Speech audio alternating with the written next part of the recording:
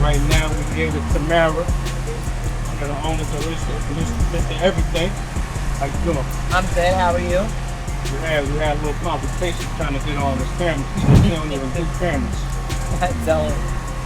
So let them know a little bit about Mr. Everything and how things all start. So, pretty much a friend, close friend of mine from Queens, moved out here and opened the first Mr. Everything. Him and his wife. It started off as a small sandwich spot, graduated over the years, and now they're 30 years in with 1, 2, 3, 4. There were, I think, 6 locations. It's down to 4. They opened a franchise. I didn't really want to get a brick and mortar. I wanted to be able to move around into bookings with different locations. So I bought into the franchise for the food truck. So now we have the Mr. Everything Cafe food truck. Okay. What made you want to get into the food business and business? Well, in all honesty, I didn't. That wasn't my first go-to thing to do. I have a certification in drug and alcohol treatment specialist, and that's what I was supposed to be doing. But I see the opportunity that they presented for us, so I took full advantage of it. And I actually do know how to cook, so when I thought to do a food truck, I was thinking of doing my own recipes and everything, but theirs is so successful and it's been out here for so long and so many people know it. And it's turnkey. I just was like, I'll just buy into the franchise. And that's how that came about. So you were stuck, how long have you been stuck? Since my grandmother put me in the kitchen. Okay. But I didn't go to culinary school or anything like that. It's just growing up in a black household, grandmother put you in the kitchen, make some biscuits, make some rice, make the chicken. So you started with your franchise, you come to the first?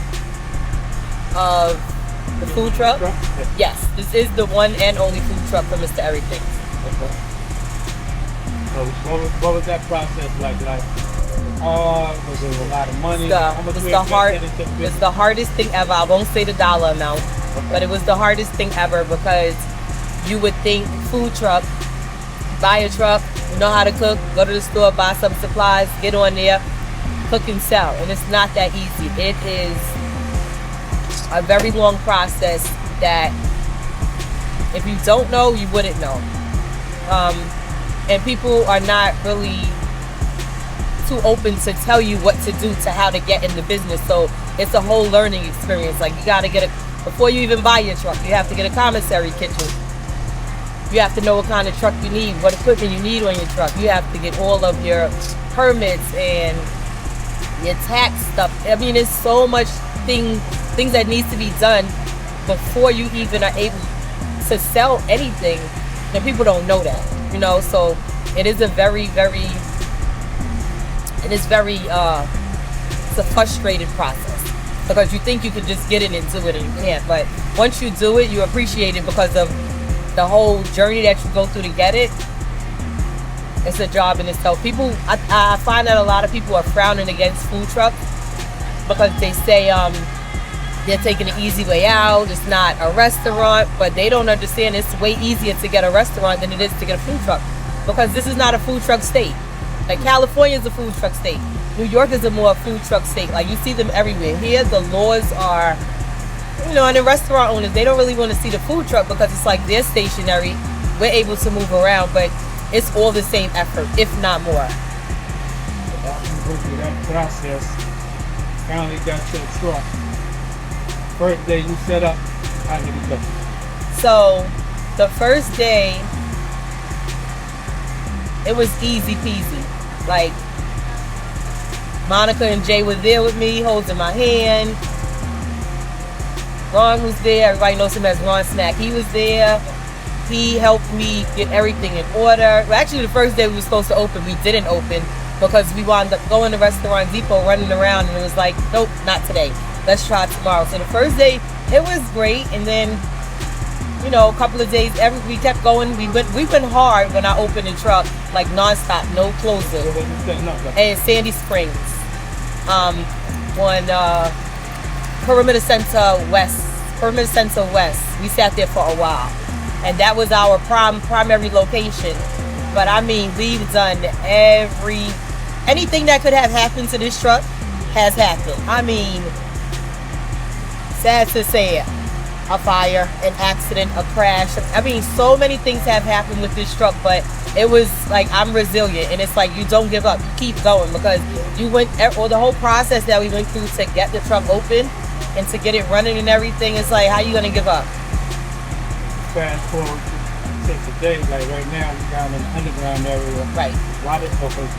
So this location came about because we opened the truck last year in September, and the underground, someone had told me, oh, you should bring your truck to the underground.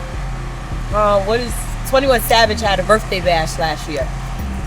So it's like, come to the underground, you know, do the birthday bash. So I'm like, I don't know. My first event I ever did, and that was not even event. Like, I've done events now, so I know. And we did great numbers that one day. Like, that one day we probably did about $4,000 with the competition of maybe like 4 other trucks, but we were out here. And so the underground was like, for me, we're from New York, we're from Queens, so I'm good with the ghetto. Like, you know, I came out here to do other, but I'm good with the ghetto. It was comfortable.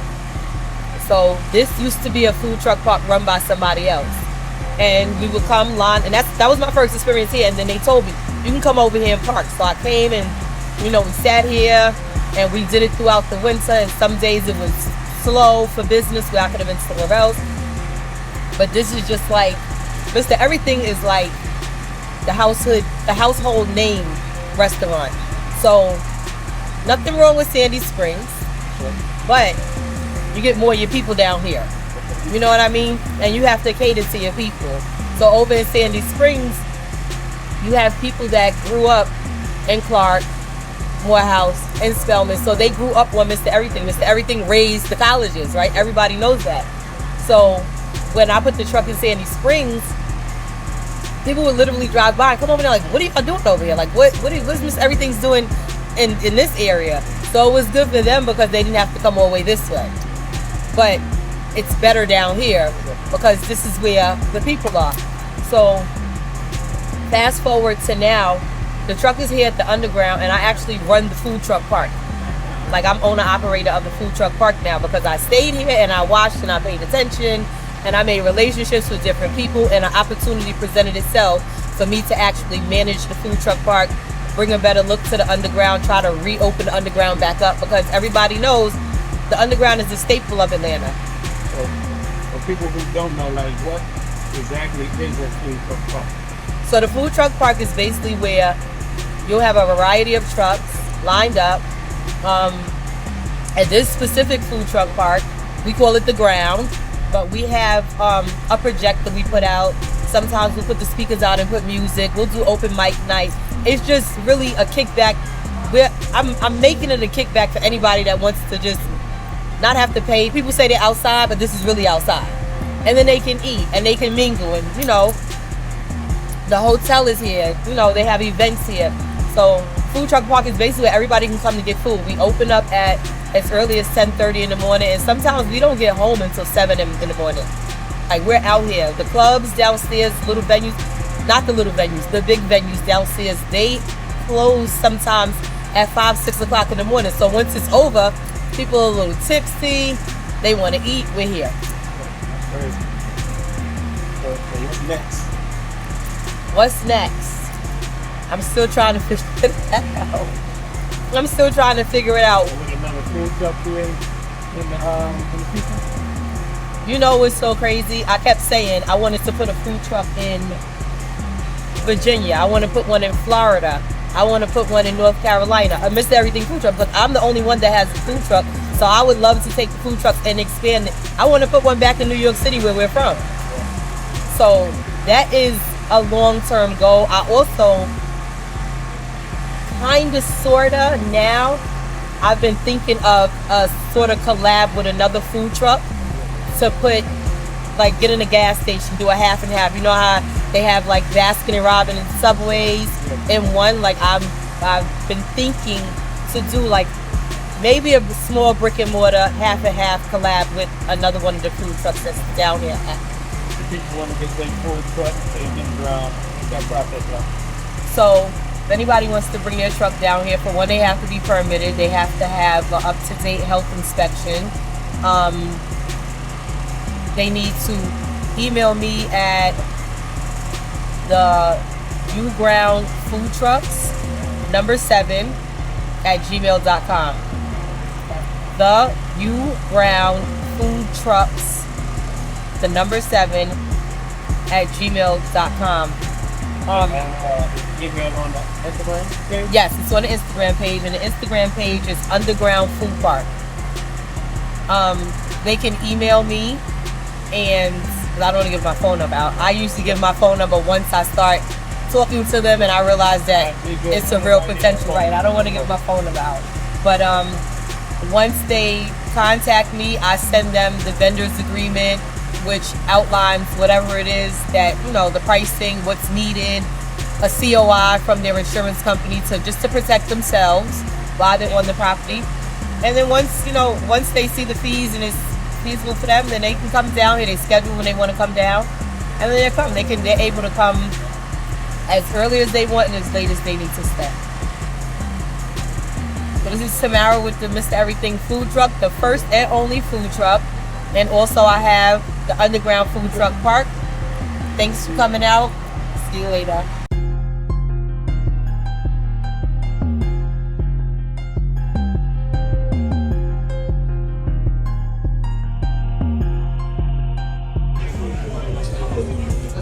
Baked beans? I thought baked beans. You get two sides.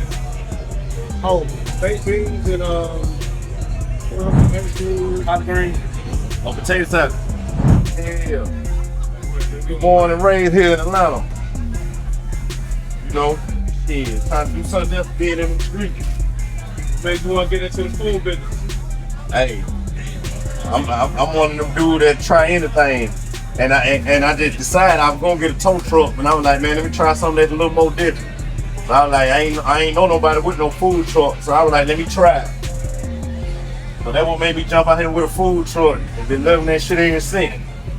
So you was cooking before you got the truck, or you just jump right into it? I learned that shit with my grandma. Okay. You know what I'm saying? But other than that, yeah, I've been jumping out here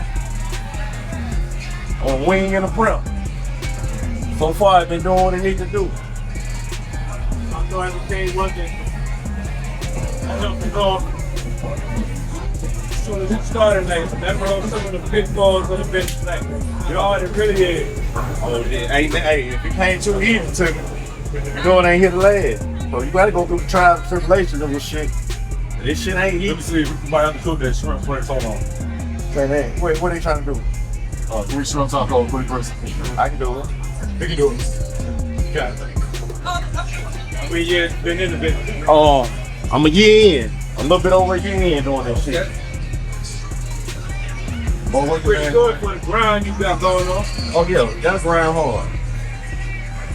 Gotta grind real good. This shit feel like trap. This shit just like trap. You remember your first time when you stepping out with the truck? Oh shit, I got that thing like last August. Okay. You know what I'm saying? So it's like, right, I ain't know nothing about this shit. Ain't know nothing about this shit. It's like funny.